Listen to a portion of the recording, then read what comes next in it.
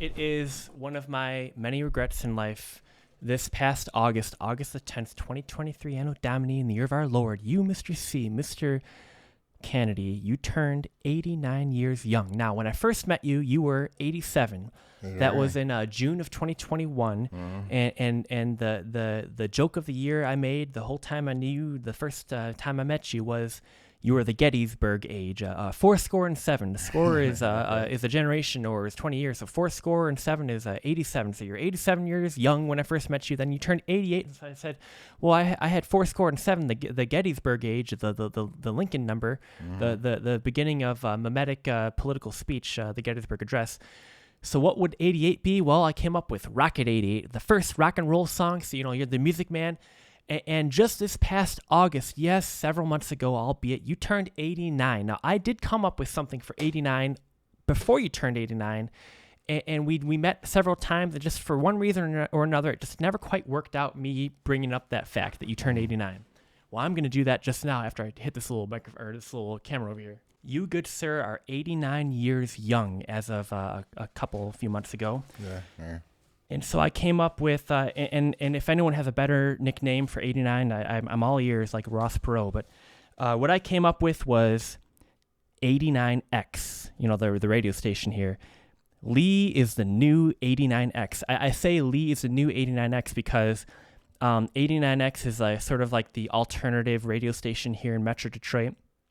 And just a couple years ago, they rebranded the new 89X. So, well, you're the new 89X.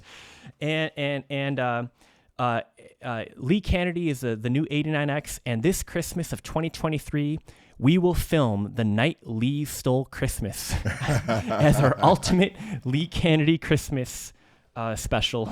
Now here's some 30th century thinking for you. I know nothing of math, since math and science and grammar are my weakest subjects. I would adore world-class remedial tutoring in each, by the way. But I am trying to find the deeper meaning of 89. Your next year since birth on Earth, Mr. C. And according to Wikipedia, for the number 89, here are a cool couple facts about 89. Although 89 is not a literal number in base 10. It is unusual in that it takes 24 iterations of the reverse and add process to reach a palindrome. I know, big stuff here. Among the known non-literal numbers in the first 10,000 integers, no other number requires that many or more iterations. The palindrome reached is also unusually large. You have a very special number you're working with here, Mr. C. Number 2, there are exactly 1,000 prime numbers between 1 and 89. 3, the greatest number of verses in a chapter of a book of the Bible other than the book of Psalms, specifically Numbers chapter 7, has 89 verses. And the 89th verse of Numbers chapter 7 is, and when Moses, is the ESV translation, and when Moses went into the tent of meeting to speak with the Lord, he heard the voice speaking to him from above the mercy seat that was on the ark of the testimony from between the two cherubim, and it spoke to him. Oh, man, word. And then finally, this is kind of dirty. You don't like dirty, so I'm going to bleep it out when I say it. From Urban Dictionary, 89 is when you 69 with a fat chick. 69 with a fat chick? Yeah, it's called 89. Oh, yeah? A fat chick, huh? It's just a dirty joke. Oh, okay. But anyways, I want to do for Christmas the new 89X, when Lee stole Christmas. And to kick that off, I know we just had, today is November the 2nd. We just had Halloween. We're just about to have in 3 weeks Thanksgiving. Just after that comes Christmas. So I'm like a couple holidays ahead. I guess Mariah Carey would be proud of me. But I'm gonna play for you one Christmas song, and then we'll wrap it up for the day. Thank you so much, Mr. C. All right. I'm gonna play a Christmas song. Jingle Bells. Jingle Bells. Yes, sir. Okay. I just taught myself the other day. I'm playing Lee's guitar into a Jext Telez Range Lord Blue Tip Black Glass OC4 into a 1964 K803 tube amp with all original RCA tubes, mic'd by a Sennheiser MD-421-II, and playing with a V-Pick Mummy for all those who care. Oh wait, I want to do it like this. Wait.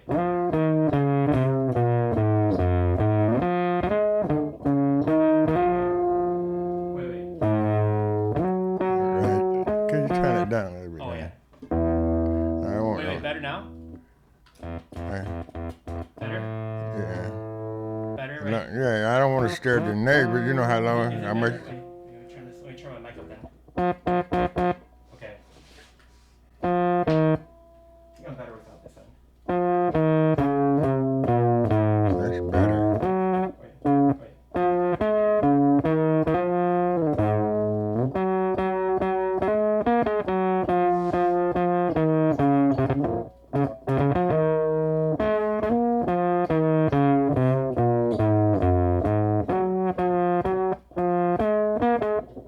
Wait.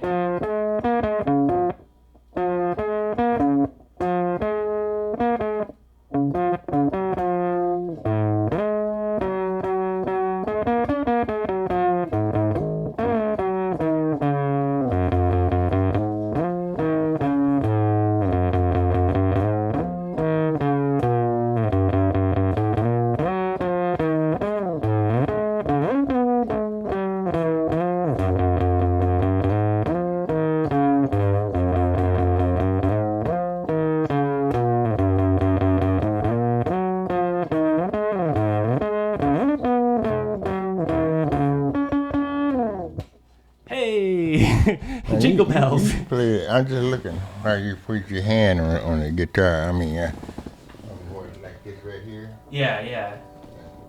What? This mean what? That's the pickup right there. That's what listens to. That's what here's string, right? What this is a magnet that picks up the vibrations of the string. Right, but what should it be here? Or should it be here? Or should it be here? Well, if you play over the pickup, it picks it up. It gets the sound better. You know, because it's sort of like you're speaking right into the microphone instead of next, near it. I was just looking at it, like I said, I haven't used this man, and I never have used the record, and I was playing with getting the note when I didn't have to be playing like that. I got to start all over again. You understand what I'm saying? Yeah. Because it wasn't picking up. Sometimes it cuts out and short out, and I be going pretty good, and it short out on me, and that kind of thing, Yeah, no, but it sounds good, man. I played it this morning. Oh, great. Yeah, I really want to start busking in Detroit, and it's so sad. There's a website called, or a store called Micro Center. I went to their website, and they had these batteries that I see all the people who busk in Detroit. It's called Jackery is the brand. They all use the same brand battery, and they were on sale. And I didn't realize it was for Halloween. I thought it was always on sale. So I was going to buy it, literally, I'm not joking, I was going to buy it tonight. On the way home after filming with you, I was going to go stop at the store and buy one of these batteries. Well, yesterday morning, the sale ended. and I guess I have to wait 3 weeks until Black Friday. I'm hoping it goes back on sale because I want to buy one of these batteries and I want to start playing in Detroit. I learned this because I want to go to Detroit right around Christmas time, start playing Christmas songs, see if people might throw a couple dollars in a box for me, and maybe I'll make a little bit of money. If you playing it, man, they will. That's what I thought about doing. I was going to do that on the piano. That's why I started playing that. I was going to go to a club, and maybe they did that for Joe Louis. They did it for Muhammad Ali down at London Chop House. They just had him just greet the people, man, and play music. You know, Muhammad Ali played?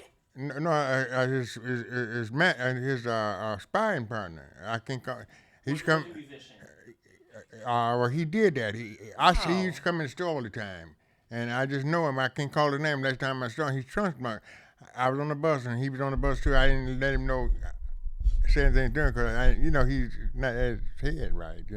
He's probably dead now. Wow. Yeah, but a lot of time, so I was gonna learn to play the piano and just play background music at a bar, and people know I'm not done all like Coltrane done. They only want to know he's playing my favorite thing. Get a few notes there. He's my favorite thing, and people drinking and talking, making conversation, and meeting the people. I was gonna do that. Man. Because I went to the soup kitchen down there back in the day when they were going on the girl was have a table this round and high, and you don't sit down, you stand up at the bar, and they be down after work drinking, and trying to get men, and people downtown. Yeah. I used to get dressed and go down. I had my mink coat, I had my Corvette and all that kind of stuff.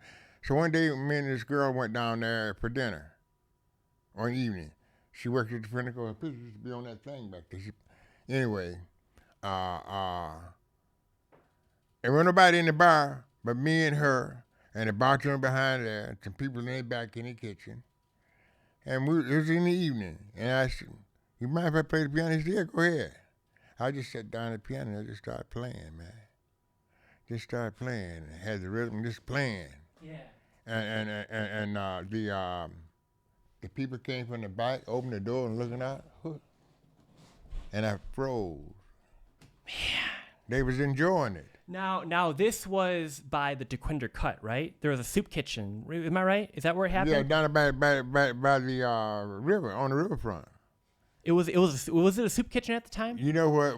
Or it used to be one, or at the time when I said soup kitchen, it was called a soup kitchen. That was the name of it. Oh, the name of the joint was a soup kitchen. They always had somebody playing that. It was mostly a white people down there. After 5 o'clock, black people wasn't down there in those days. You understand? You see a few black people who work around white people. You understand what I'm saying? But it's not, man. The people living, they go home in the ghetto, right? Right. When they leave work. Right. Am I right or wrong? You're right. That's all I'm saying. Down there in the evening, people get off from work. The white people, they go down and have drink. Like now they go drink beer. Right. I don't drink beer. Good. But I used to hang around at those places after work and get a glass of wine and mingle and talk to people on top of the Renaissance. Every Tuesday on top of the Renaissance, they have a live band and people on the chairs in the Renaissance, not on the top of the puncher train. Yeah. And at the Renaissance too, they had an item on the Renaissance. Man. And then every Tuesday, I would go down there and my car would park under at the hotel on the front there, and I had the Corvette. He always leave space for me and my wife's car. Yeah. Because my wife would come there, she had a Buick, and she could park right there. Yeah. We didn't leave our keys. Then my girlfriend, she had a Mercedes. He left space for me, 3 spaces, and I paid him. Man. So I don't give my key to nobody. You understand? I didn't leave my key. I had to pay for it. You know, you leave it with a black person and he park your car for you. While you in the club, he done went around in the neighborhood and said, look, I got a new car. And he be speeding, going on Gratiot, and police get him. He run from the police, kills him. I tap your car. He ain't got no insurance. Right. So that's why I keep telling you, that's why I didn't go in the neighborhood bars. Right. You understand what I'm saying? You can't park. Right. They're going to steal your shit. Yeah. See? And that's what I was saying, you know? Now, I mentioned before this amp or these older amps that should have 3 prongs to ground it. They have 2, and they're called Widowmaker amps. And I called. It'll cost $200 to fix this. There's a local guitar tech. He's just about the only guy that still works on tube amps in town. And so I was hoping to busk long enough to make $200 to fix this, because what a cool story that I earned the money myself. But if someone generous out there has $200, put a end on a. There's some way to do that. It's a prong you put on the end of the thing. 3 prong, yeah, grounding prong, yeah. I got one. Well, I think it also, there's something it's called an output transformer. It also needs, because it. Well, I don't know about that. Yeah. I called a guy and I said, can I just put 3 prong? He said, well, you could. He said, but there are other ways that it could still shock. Yeah. So he would, if he fixed it, he would make it so it would never make it modern. Okay. But if someone's generous, wants to send me 200, no. So anyways, thank you so much, Mr. C. I cannot wait for Christmas. I want to do, and we talked about this before. We want to do a Christmas special. Yeah. Okay.